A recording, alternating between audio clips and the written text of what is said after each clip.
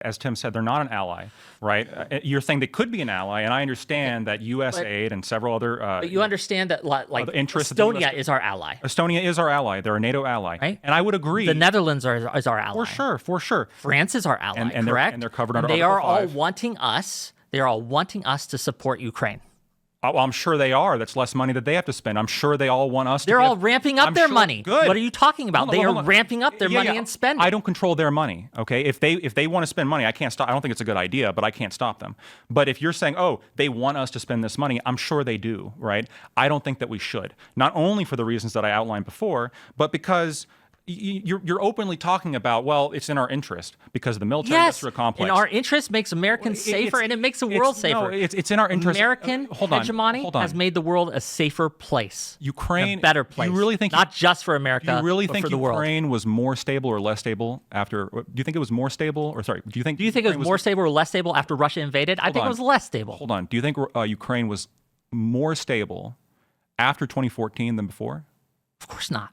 Okay, what happened in 2014? In 2014, Russian sent little green men into Crimean. What happened before then? They locked down, right? They locked down the parliament so no one can get in, men with guns, right? What happened before then? They forced a vote. What happened before then? 100...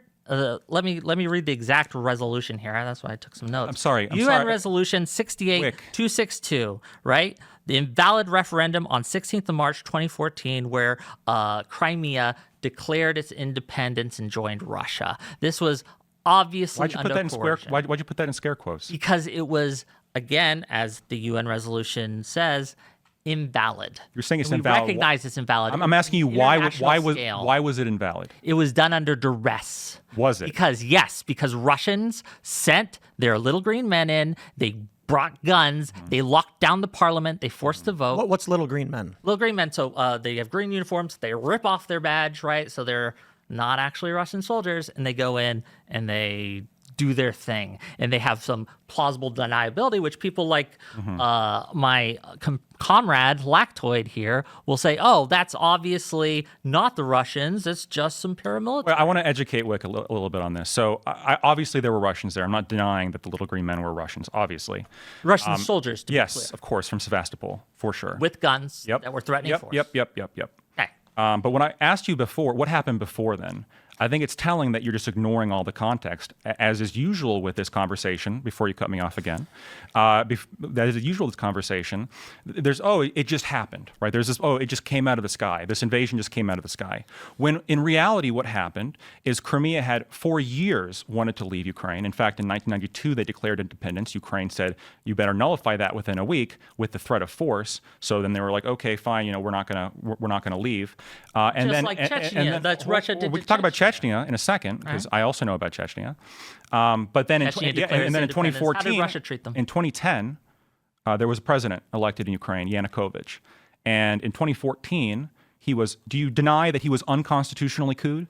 No, but that doesn't matter. Why doesn't it matter? That doesn't matter. Why doesn't the votes of Crimeans matter? Does them being disenfranchised matter? It doesn't give Russia the right to come in with guns, tanks, and materiel and force the issue. Russia or any other nation does not have the right to come in with force and violate someone's sovereignty to solve an internecine conflict. There are other ways to deal with that. What way? Russia did this with military force. What way should Crimea have handled it? Any other way but this. What way? Because Crimea didn't handle it, Russia did. What way? Russia took away their choice. Why did Russia go into Crimea? Because it's been part of their plan. They want Ukraine. Putin's wanted Ukraine for a while. But why Crimea? Crimea had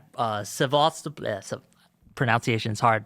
There's ports in there that gives them access to what they call warm water ports, right? Because they don't have a lot of those, and it gives them access, and they can use their navies and things like that. It's the home of the Russian Black Sea Fleet and their only warm water port.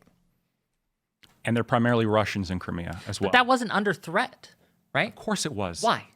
What was the threat? Because they had a lease.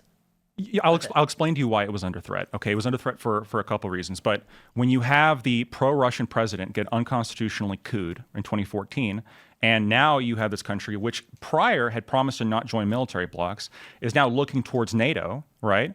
There is a concern that if they join NATO, that you're saying that, but How do you, as a geopolitical actor, how do you know that for sure? Especially when you have I need more than just a possibility. I need reasonable. you had a coup.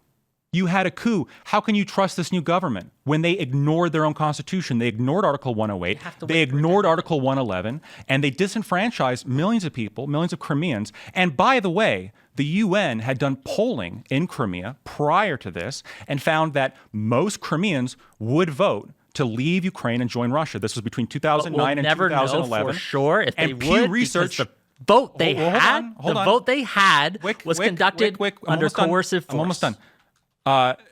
A few, I think less than 2 months following the annexation of Crimea into Russia, Pew Research went in and did a poll, and 88% of Crimeans said that Kiev should recognize the results. Only 4% said no, which is relatively in line with what the referendum was. Again, they were occupied by Russian forces. Okay, so don't say no. When they weren't occupied, they wanted to leave Ukraine and join Russia. What about that? Through a poll. Through a UN poll poll. isn't a vote. A UN, because Ukraine wouldn't you let are them have a wanting vote.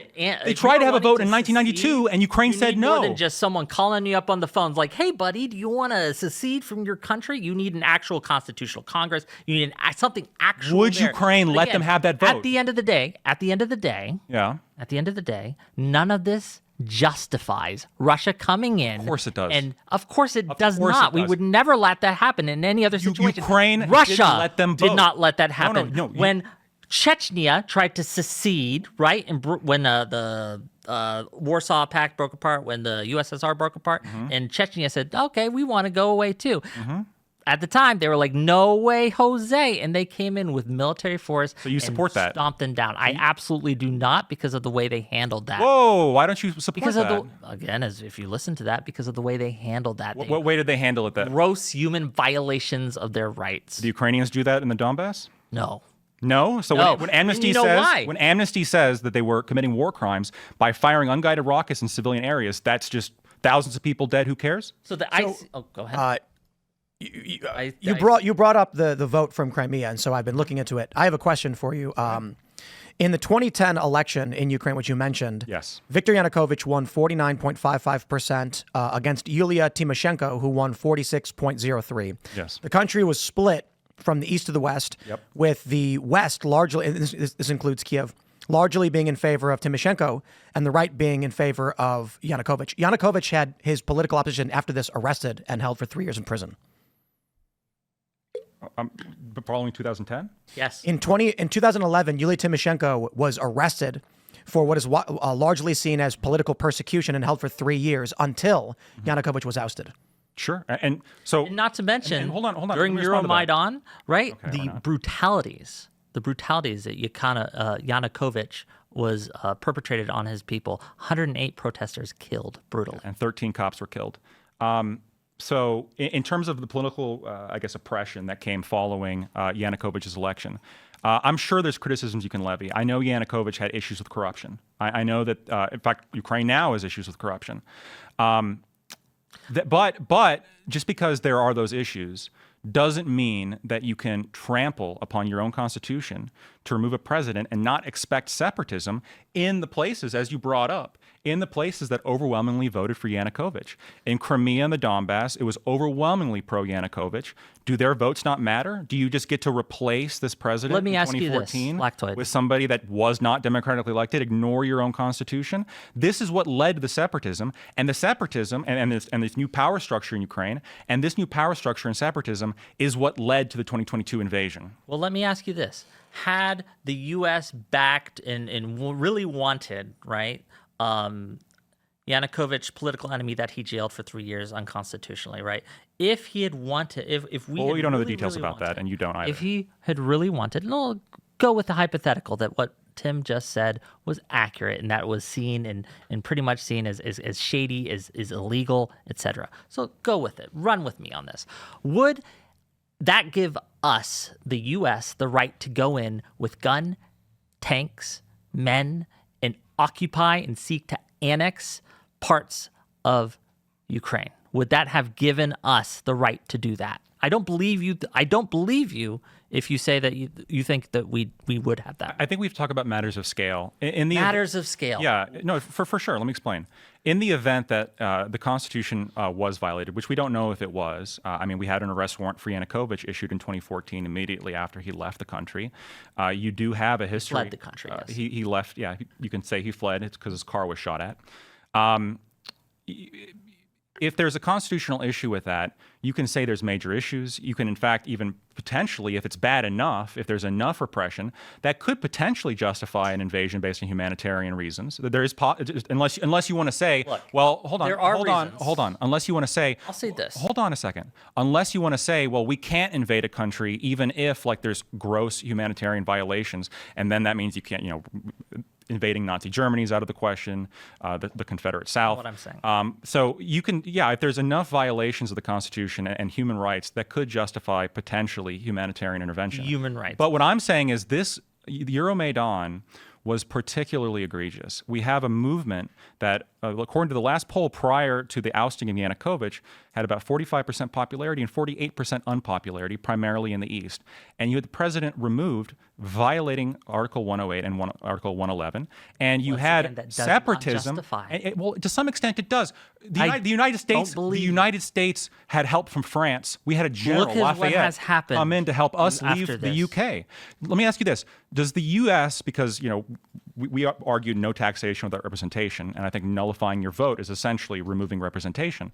Did the U.S. have a right to leave the UK, the England? Do we have a right to declare independence? Sure, they were doing more than just that. They were disappearing people. They were giving people no trial. They were just taking them off the street, right? But here's the deal: we don't live in 1700s anymore, and we're dealing in a world that is fundamentally different than back then. And to pretend that we're going to live by the same rules that we did back in 1700, I think is folly. Look, none of this justifies, and this is a principle, right?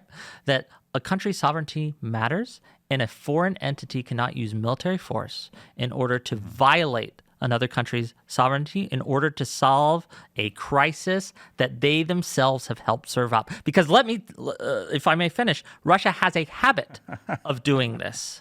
Russia has done this before. They did it in Georgia. They took an internecine conflict that was in South Ossetia and can't pronounce. Abkhazia.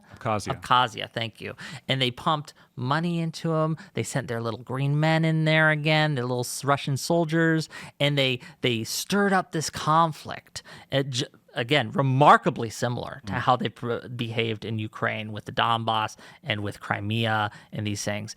And they use this as an excuse, right, to go in with military force and take a slice, right? And even today, they occupy illegally 20% of Georgians' sovereign territory. Russia, and Putin specifically, continues to do this, and they play this game. So this idea that if we just stop funding Ukraine, it's not our problem, he's just going to stop, has not been borne out by the facts of the matter. If someone continues to exhibit a habit of behavior over and over and over again, what is different this time? Let me ask you this, Simon. You listed 2 times. That's less than the U.S. has intervened in other countries. We invaded Iraq. We invaded Afghanistan. We got involved in Libya. We got involved in Syria. We didn't annex Afghanistan. We didn't annex Iraq. No, we replaced the government. But that's a fundamentally different to a pro-Western government. And again, I'm not here to support every single thing that the United States has done. And I'm not here to support. I'm not here to support every single thing the Russian government has done. I'm not. You can point out. And by the way, I'm actually critical of the Russian government when it comes to Chechnya. I think it's surprising that you're not,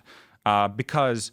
Or that you are, sorry. I think it's surprising that you are critical of the Russian government in Chechnya, because the same arguments. Genocide, well, it's not. I mean, no, it wasn't a genocide, but it was an annexation of a area that wanted self-determination, wanted to be separate because the Soviet Union had just collapsed. But under your logic of the countries are sovereign, we can't get involved, you should be against Chechnya, because Chechnya was part of the Russian government, wasn't it? It was part of the Russian territory. The U.S. should have gone in Chechnya? Probably not. Just Probably not. Hold on. Indeed. Just because of the expense and the kind of geopolitical reality on the ground. From a moral perspective, we would have been justified. I think we would have been justified. We would have strong justification. Again, until the like the Balkans, right? When we went in, when NATO went in the 90s, right, and stopped the Serbian genocide that was happening there, that the Serbians were conducting, right? NATO offensive. Yes, that was good. That was something we should have done. Thanks for watching this clip from the Culture War podcast. We're live every Friday, 10 a.m. to noon, so subscribe and come hang out.